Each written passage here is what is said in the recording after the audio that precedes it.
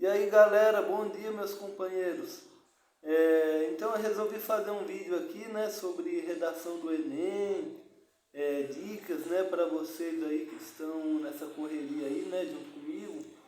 E eu trouxe aqui meu companheiro aqui, né, o Marcão, de sala, né. Então a gente tá 2 anos brigando na sala, gente, mas a gente tá dando tudo certo. Bom, quer que eu me apresente? Tá. Pode falar. Meu nome é Marcos Faria, eu estou na sala do Carlos, portanto eu faço Ciências Biológicas na Unesp e hoje, a convite dele, a gente vai falar sobre o que precisa ter numa redação e algumas dicas para vocês. Então a gente vai tentar fazer um apanhado aqui, pegar os pontos mais importantes, né? E para vocês terem uma ideia geral, né? Porque tem muito conteúdo na internet aí, vocês podem estar revendo. E se ficar muito longo o vídeo aqui, sabe que fica um pouco maçante, né, gente? Então a gente vai tentar resumir o máximo, mas o que a gente precisa ter numa redação, acho que é interessante a gente comentar e a gente pode fazer por cada parte da redação. A gente vai utilizar como base a redação do Enem, que eu acho que é uma redação que é uma das mais importantes, né? Porque a prova é extremamente importante, a prova do Enem, e as outras como a Conveste, as outras provas, ela tem uma base muito parecida, só o finalzinho ali que muda um pouquinho, mas é coisa pouca. Mas vamos lá, introdução. O que a gente precisa ter de introdução? No caso ele disse FUVEST, viu? Conveste é o vestibular da Unesp. Então, mas Unesp, FUVEST, os vestibulares muito parecidos. Não, basicamente são 3 provas que exigem coisas parecidas e o Enem ele é uma prova um pouquinho diferente das outras. Mas, na minha opinião, o Enem tem a redação mais interessante, porque a finalização a gente faz como uma crítica, e nessa crítica a gente coloca o que a gente poderia fazer para melhorar esse problema. Então a gente tem essa diferença entre as outras provas, entre as 3 principais faculdades aqui do estado de São Paulo. Mas a gente poderia também ver que a maioria das faculdades exigem a mesma prova. Algumas exigem cartilha, mas isso é exceção. Então, introdução. Então, o ponto de partida seria antes da introdução, né? Porque é o texto, né? Qual é o tipo de texto que a redação pede do Enem, né? É o texto dissertativo argumentativo, né? Então é diferente daquele texto, por exemplo, narrativo, né? Onde você coloca em primeira pessoa, né? Tipo, eu acho que sei lá, a guerra da Ucrânia está causando problema no mundo. Eu acho interessante a gente comentar esse texto, o tipo de texto do Enem, porque você vai ter que sim se expressar sua opinião, mas nunca vai ser em primeira pessoa. Você vai ter que colocar o que você acha interessante no seu ponto de vista de uma forma meio quase como se parcial, uma forma assim meio um pouco distante, terceira pessoa. Então você vai colocar seu ponto de vista ali no texto do Enem, e ao mesmo tempo você vai ter que argumentar de forma que seja interessante para o leitor que está lendo, que no caso seria o seu avaliador, e que você consiga explicar para ele, pautando colocando pontos importantes e defendendo sua ideia. Ali, no caso, você vai colocar sua ideia e vai defender. Então, como que você vai fazer isso? Como que você vai conseguir defender sua ideia? É interessante você sempre utilizar um argumento muito legal e colocar não argumentos de outras pessoas, mas colocar dados que comprove o que você está falando. Então, às vezes, no próprio texto do Enem ali, ele dá alguns dados interessantes que você pode usar também. Tem professores que dizem que não é interessante usar, eu acho que está tudo bem, mas você pode trazer dados externos, frases de filósofos, ideias de outras pessoas que têm uma carga importante no contexto histórico, e é muito interessante a gente sempre pautar essas questões no nosso texto, sempre utilizar ideias de outras pessoas para a gente justificar o que a gente está falando. Então, basicamente, como a gente está falando aqui, é um texto dissertativo argumentativo. Então, o que acontece? A gente vai ter, nesse texto, né, é preciso ter uma introdução, né, onde tem as ideias principais, o desenvolvimento, né, onde vai ser tratada essas ideias principais, e a conclusão para fechar, né, que aí entra essa questão da intervenção, né, para resolver o problema. E a introdução, basicamente, vamos já começar, eu acho que é interessante a gente sempre começar utilizando algo externo para a gente introduzir o leitor. É uma introdução realmente, uma introdução do que você vai falar no seu texto. Então você vai introduzir o leitor ao que você vai falar. Como que você vai fazer isso? Aí tem diversas formas. Eu sempre utilizo algo histórico que aconteceu para aquilo ter uma razão de eu estar comentando. Exemplo, eu estava comentando um texto sobre vegetarianismo e eu expliquei como que aconteceu a questão da criação de gado, da utilização de pastos, e depois eu comecei a falar sobre o problema real que está acontecendo por conta dessa citação que eu fiz. Então é muito interessante a gente fazer essa justificação, essa comparação histórica é muito interessante também. Você também pode citar livros, filmes na sua introdução, para você ter essa questão histórica também ali introduzida. Aí o que acontece? O principal da introdução e que se você não tiver essa parte, você já perde, praticamente zero, né, sua redação, é o que o pessoal chama de tese. Né? O que seria a tese? É o nosso companheiro passando aqui do bloco. O que seria uma tese, gente? Tese é uma ideia central, né, que a partir dessa ideia que você tem sobre a redação, né, a partir dessa ideia central, você vai discorrer o texto e vai responder. Né? Você quer dar um exemplo de tese para nós? Eu posso dar. Exemplo, a tese é quase como se o que a gente vai trabalhar no nosso texto. Então, se você falasse sobre aquecimento global, você dá aquela pontinha de interrogação no leitor para ele falar, pô, isso é verdade, eu acho que a gente tem que trabalhar mais e entender o que está sendo proposto ali. A gente poderia falar sobre questões ligadas a como que o aquecimento global vai ficar no futuro, por que o aquecimento global está sendo um problema atual, porque os jovens não estão preparados para lidar com o futuro, com o aquecimento global. Então, isso pode ser parte da nossa tese. E aí a gente vai transcorrer no nosso texto sobre o que a gente citou na nossa tese. Sim, eu vou dar um exemplo mais detalhado aqui para você. Né? Suponhamos que a gente comece a introdução com esse tema de aquecimento global. Então a gente pode falar, tipo, atualmente o mundo, né, os meios de comunicação, os jornais estão sempre falando sobre o aquecimento global, que gera muitos problemas, né? E daí a gente pode seguir com a tese, né? Por exemplo, né, a minha tese, né, que é a ideia central, seria assim, sobre esse tema, né? Seria... No caso, ele fez um texto, exemplo, ali, sobre um tema específico, se você puder citar. Sim. O tema do seu redação. Dessa redação que eu fiz? Exato, ele fez uma redação específica com um tema específico e ele está comentando sobre ela. Se você quiser falar sobre o tema, qual é o tema? Sim. Então, gente, eu fiz até uma redação meio doidinha aqui, né? Eu fiz correndo, mas eu acho que dá pra gente usar. Então, para explicar melhor, para a gente não ficar falando conceito aqui meia hora, eu vou começar a ler a introdução a gente já explica melhor. Eu acho que você pode ler só o tema do que você fez e explicar o que você estava... Então, eu acho que vai ser melhor isso. A gente vai encaixando aqui, né, gente? A gente nunca gravei vídeo em dupla, mas a gente vai se ajeitando, né? YouTube tem dessas coisas, né, gente? Tem esses embaraços. Então, o tema da redação que eu fiz é Guerra na Ucrânia e os impactos no Brasil e no mundo, né, dessa guerra. Então, a tese seria o quê? A tese que eu coloquei aqui, ó.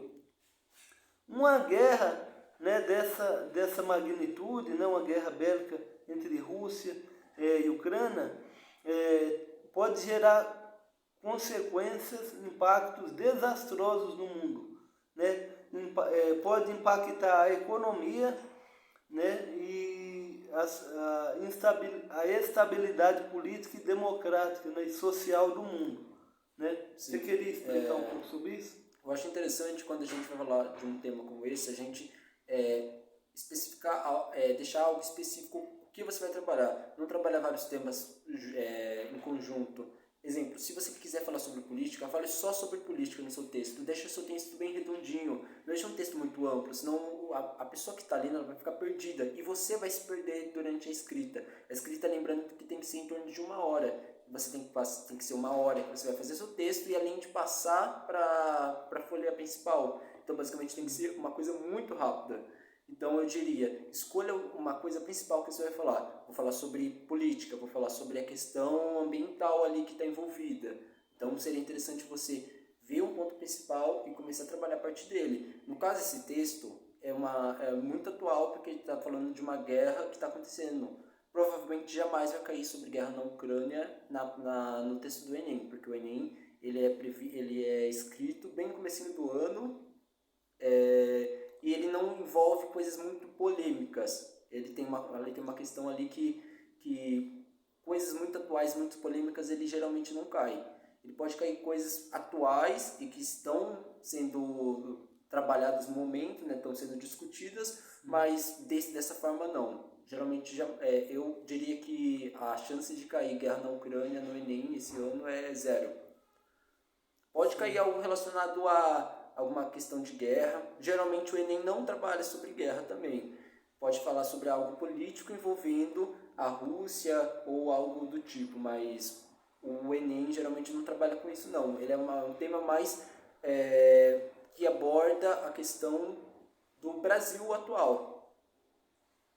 Então, dando continuidade aqui, gente, depois que eu fiz introduzir a tese na introdução, a gente já pode ir para o desenvolvimento, né?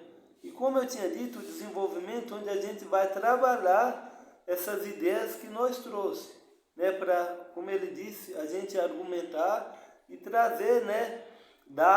Trazer dados, informações e tudo que deixe, que fortaleça, né? Que dê argumentos, né? Argumentos é uma palavra interessante, para fortalecer a nossa ideia, né? Então, aqui a minha tese é que a guerra da Ucrânia vai gerar impactos, né, desastrosos na economia e na política, na estabilidade política dos países.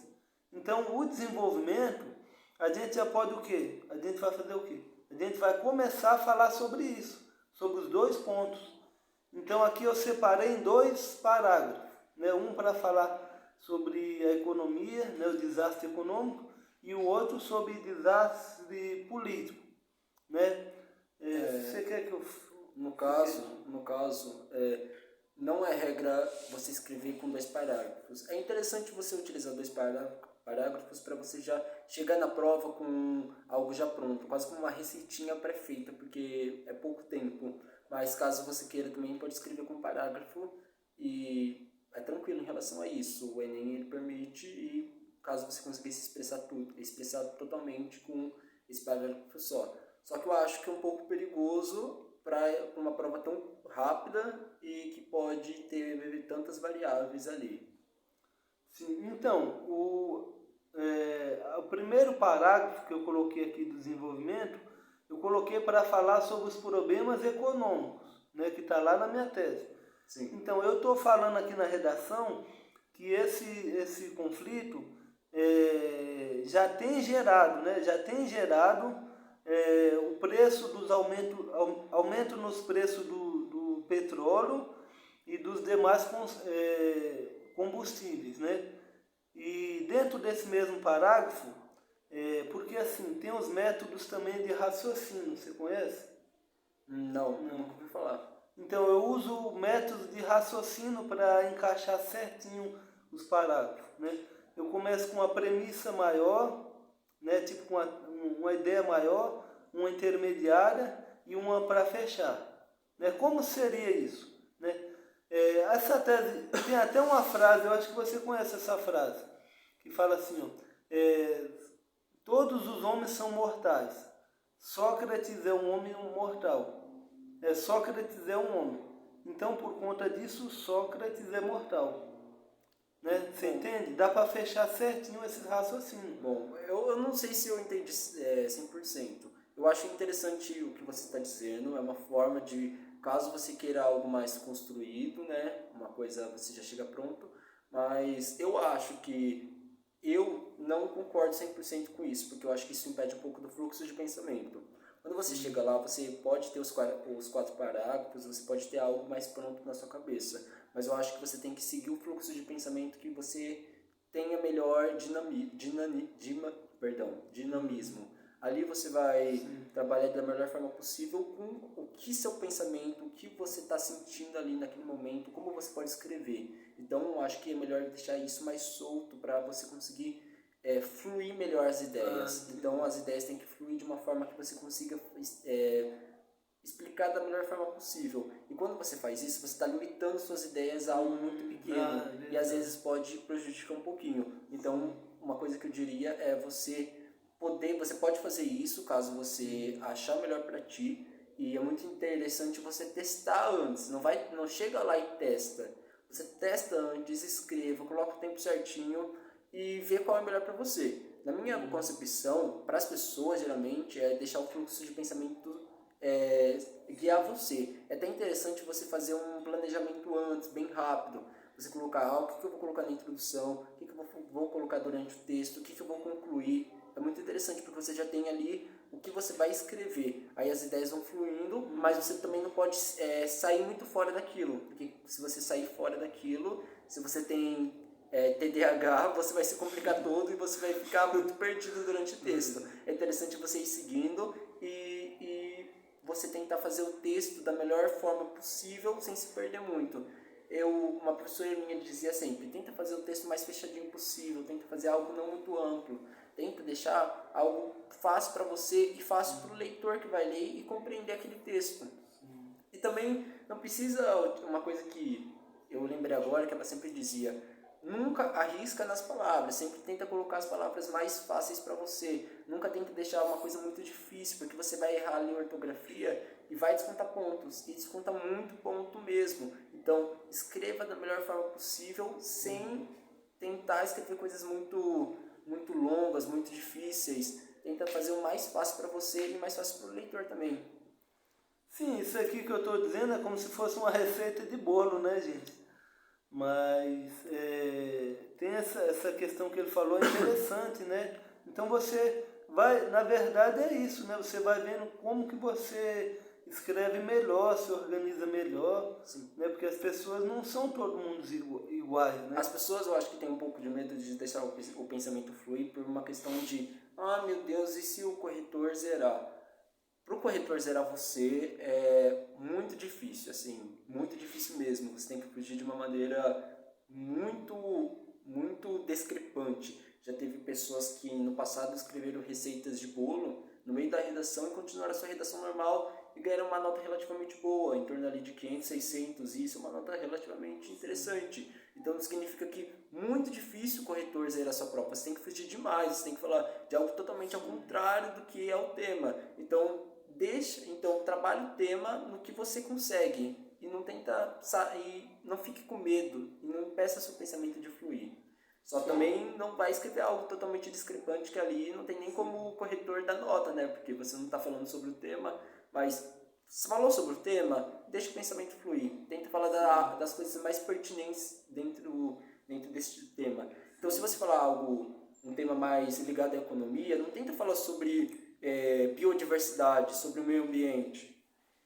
Você até pode fazer ligações que sejam interessantes, mas você trabalhar o texto ali em algo totalmente diferente é muito complicado. Então, clareie seus pensamentos antes de você fugir totalmente do que é proposto para você. Então, dentro desse parágrafo de desenvolvimento, eu também citei aqui que por causa do aumento do petróleo, né, dos combustíveis, as populações mais vulneráveis, né, os países subdesenvolvidos, né, igual o Brasil, ou até mais pobres, né, como países da África, essas populações mais pobres vão sofrer mais, né, porque você vê, por exemplo, no Brasil tem a questão do gás, né, que tem a questão dos transportes, né, que o Brasil depende muito da malha aí, rodoviária, né, para transportar alimentos. Então, com o preço de combustível alto, sempre vai recair, né, no preço dos alimentos. Tá vendo? É um argumento que eu estou usando. Sim, desculpa. Então, você poderia usar dados, né, estatísticos, por exemplo, da Oxfam Brasil. Eles têm estudos, né, relacionados a isso, aumento de alimentos com desigualdade e pobreza, né? É exatamente o que eu ia dizer. Eu acho que você tem que se justificar o seu ponto de vista a partir de dados, a partir de coisas descritas por outros autores que têm uma relevância. E é muito interessante. Eu acho que você sempre defender suas ideias a partir de dados, de organizações que têm um certo renome. Então, se você utilizar a ONU, é muito interessante. De acordo com a ONU, 79% da população, tal. Isso, claro, foi um exemplo, mas eu acho que é muito valioso e ganha muito ponto com isso. Lembrando que se você for descrever pela primeira vez, isso foi uma professora que disse para mim, e eu sempre utilizo para evitar. Quando você vai utilizar sigla pela primeira vez, você sempre citar o nome completo. Organizações das Nações Unidas, para a ONU. Então você tem que tomar cuidado em relação a isso. Então, pela primeira vez você coloca ONU, aí você coloca parêntese, o nome completo, fecha parêntese e continua. Da segunda vez que você for citar o ONU, não precisa disso, é só colocar ONU. Sim. Então, tem a questão também dos conectivos, né? Que eles falam bastante sobre isso, né? Por exemplo, você termina uma frase, aí depois quando você vai continuar ela, você põe tipo, sendo assim, portanto, quando for terminar, né, o raciocínio. Dessa forma, né? Porque isso ajuda a conectar as ideias, os pensamentos, né? E dá mais força, né? Eu acho que tem a ver com isso, facilita com que o texto ele se conecte. Lembrando, um texto não pode ser o parágrafo, na verdade, você tem que fazer um texto cada parágrafo, porque precisa ter uma certa introdução, precisa ter o desenvolvimento e ter a finalização. Mas ao mesmo tempo eles têm que estar conectados. Então o texto ele tem que estar quase com uma cadeia em si conectada. Então não pode falar uma coisa completamente diferente na introdução e no final ter uma conclusão muito diferente. Ou na sua linha de pensamento ter algo ali que não seja totalmente conectado. Então o texto tem que se conectar. Deixando o texto bem conectado, ali o corretor vai saber que aquele texto está mais fechadinho, está certinho. Então é isso. Então o segundo parágrafo de desenvolvimento que eu tinha falado para vocês, aí eu vou mencionar o outro assunto que eu disse na tese, né? Porque esse texto ele vai sendo costurado assim. Se eu não comentar sobre o que eu disse na tese sobre política, desinstabilidade política, meu Deus, eu citei errado. Instabilidade política, meu texto vai ficar um pouco vazio, né? Sim. Porque eu citei ele na tese. Mas eu acho que são esses dois parágrafos, como eu disse, você pode fazer em um, mas basicamente eles são um dependendo do outro. Na verdade, eles são totalmente juntos, então tem essa ligação muito grande. Ele faz parte do seu desenvolvimento, o que você vai falar. É só você... um completa o outro. Então, é uma continuação. Então, vou falar sobre este assunto, no primeiro parágrafo. No segundo, você vai continuar falando desse assunto, mas você vai completar o que você está falando aqui em cima. Você vai continuar o que você estava falando. Sim. Então, aqui no segundo parágrafo, eu mencionei que essa tensão política, né, que essa guerra, né, pode ser acompanhado de ataques, por exemplo, ataques cibernéticos, né, ataque de hackers a instituições do país, né, por exemplo, bancos públicos, como fala? Órgãos administrativos do governo, né, órgãos estratégicos. Sim. E o que se chama hoje de guerra híbrida, né? Sim. e causar instabilidade política, né? Derrubar governos, causar guerra civil, né? Que é a guerra entre os povo, né? Entre eles mesmos. No caso, o que o Carlos disse é um complemento do que a gente já vem trabalhando. Lembrando que a gente aqui está trabalhando mais a política. Dentro da política, a gente está trabalhando a questão do como que nessa questão entre uma guerra entre países diferentes pode haver uma questão política envolvida. No caso, ele diz a questão cibernética, né? Que acontece. Que ali eles podem usar estratégicas no mesmo meio que pode atrapalhar, de certa forma, a convivência entre pessoas ali deste mesmo povo. Então, é uma continuação já da questão política. Aí, para completar, a gente tem a finalização, que é a conclusão. Sim, então, agora que a gente discorreu, né, falou sobre a tese e tudo, a gente precisa concluir, fechar esse assunto. E eu acho que você já falou, né? O Enem ele pede uma solução para o problema, né? Que você apresente uma solução que respeite os direitos humanos, né? E seja algo interessante, né? Por exemplo, eu coloquei aqui que esses conflitos precisam ser resolvidos com o máximo, né, de diplomacia, né, de diálogo, né? E meu Deus do céu, meu Deus, eu tô louco. Cooperação entre países, né? Por exemplo, a gente tem a ONU, tem os conselhos, né? Sim. Aí você pode até citar, mas eu acho que é interessante sempre no Enem você dar uma coisa muito mais politizada ali. No caso, a gente poderia citar aqui que a ONU poderia ser mais rígida em relação aos países que estão tramando essa guerra, no caso a Rússia, e que está causando tudo isso. Então a gente pode usar órgãos administrativos, públicos, que resolvam esse problema. No caso, a gente não pode contar com a cooperação das pessoas. Exemplo, sobre desigualdade social, a gente não pode contar com o apoio das pessoas mais ricas para, sei lá, fazer doação para os pobres. Não, a gente tem que usar organizações políticas públicas que possam ajudar a minimizar esses problemas no caso, a desigualdade social. Então a gente tem que ter sempre essa questão, essa visão mais politizada ao escrever. Uma maneira de criticar e ver o que pode ser melhor para resolver esse problema. Sempre escrevendo como se você fosse uma espécie de Deus, mas um Deus distante, porque você vai resolver tudo o problema, só que no caso a gente sabe que isso nunca vai acontecer. A gente tem que tentar compreender e ter uma visão do que poderia acontecer para reduzir isso. Mas que vai acontecer, não vai. Ninguém vai ler sua redação e vai falar assim, olha que ideia fantástica, vamos utilizar isso. Não. Então aí você pode utilizar a imaginação. Não vai sair para uma coisa muito distante daquilo, senão você vai acabar se prejudicando. Mas tenta sempre uma coisa assim, mais pé no chão e mais viável. Isso também é interessante a gente pensar que não precisa ser algo muito distante da nossa realidade, pode ser algo mais próximo. E eu digo sempre, conscientização resolve tudo, mas não resolve nada. Então lembre-se, se você for citar uma conscientização, utilize uma conscientização e mais outro argumento. Sim. Então a gente tem que tomar cuidado com essas coisas, né? Coisa muito extremista.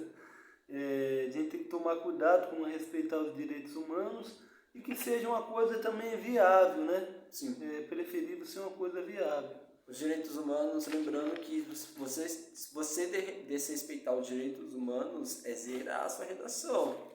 Mas assim, é algo muito extremo mesmo para você desrespeitar os direitos humanos. Então, se você falar sobre a questão do feminicídio e sobre castração ou sobre pena de morte, isso é realmente motivo para zerar. Então, tome cuidado, seja imparcial e seja algo mais politizado. Nunca queira colocar sua opinião de forma muito discrepante ali, numa forma que você desrespeite tudo que nossa sociedade tem. lembre-se que você é um sujeito da sociedade e participa de um todo. Então, cuidado e vai dar tudo certo com você. Boa sorte. É isso aí, pessoal.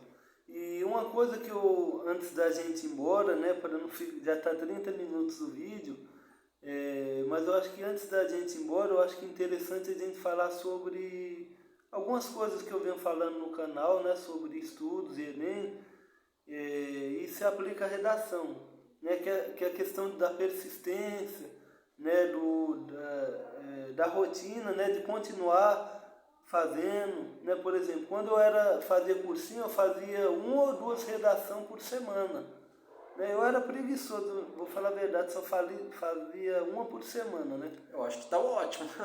Eu fazia menos, assim, tipo, eu sempre fiz menos, mas completando o que o Carlos... Você quer continuar? Não, pode falar. Pode falar? Eu acho que é interessante, tinha uma professora que ela dizia coisas muito interessantes que eu vou dizer para vocês.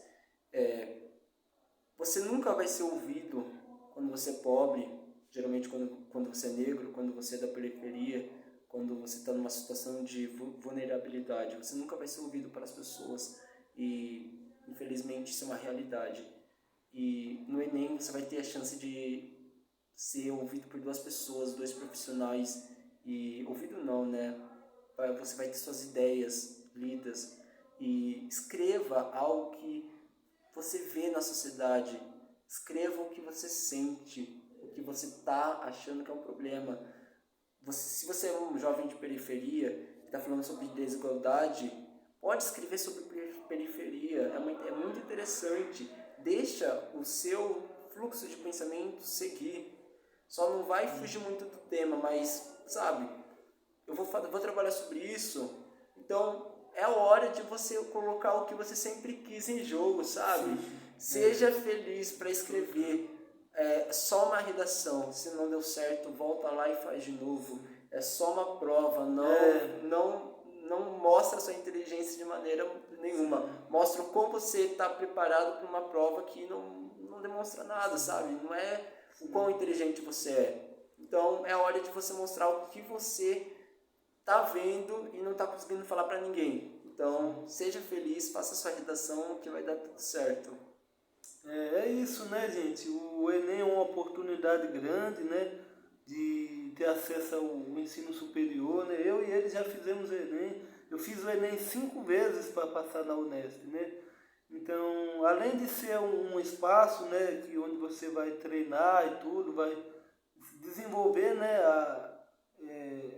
fazer medir, né, o quanto você está aprendendo e tudo, é um instrumento de transformação social. Eu acho que o Enem, ele... Pode falar. O Enem, ele mostra algo muito mais ligado ao como você está preparado para a prova. Às vezes você tem um problema de atenção ali, que pode te atrapalhar, mas o Enem ele vai avaliar uma coisa muito pequena, que não é o que você é. E basicamente o Carlos ele já persistiu bastante também. Eu também já persisti, eu saí do ensino médio, eu não queria fazer faculdade, eu estava meio perdido, depois eu trabalhei, e só depois eu falei assim, pô, eu vou fazer o Enem, e seja o que Deus quiser, eu vou fazer o Enem, vou fazer a prova da Unesp, e deu tudo certo. E, sabe, acontece se dá errado, já deu errado pra mim, eu já tentei outras vezes e não consegui, então é hora de você, sei lá, fazer o seu melhor e torcer para dar certo. Estuda bastante também. Acho que é isso que eu tenho para falar. Eu acho que é isso, né, pessoal? E espero que vocês tenham gostado aí do vídeo.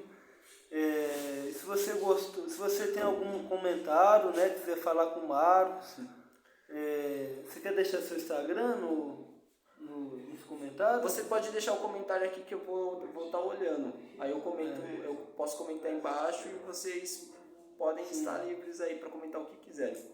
Então tá aí, pessoal. Se quiser comentar, quiser deixar algum recado, a gente vai estar recolhendo aí, tá bom, pessoal? Então, tchau. Tchau.